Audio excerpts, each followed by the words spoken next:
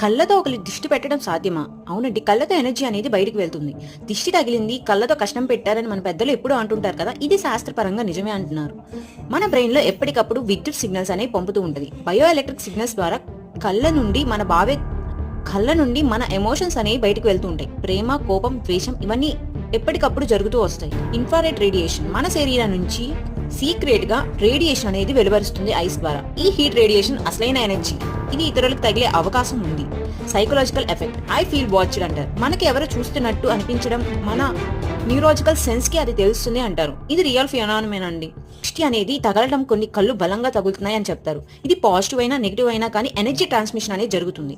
శివుడి తృతీయ నేత్రం, థర్డ్ ఐ, ఆజ్ఞా చక్ర నుండి దివ్య దృష్టి వస్తుంది. ఇది కాన్సన్ట్రేషన్ చేసి మెడిటేషన్ చేసే కొందరు యోగులకి సాధ్యమవుతుంది. హీలింగ్ పవర్ ద్వారా వాళ్ళకి కళ్ళు మూసుకుని అన్ని చూడగలరు.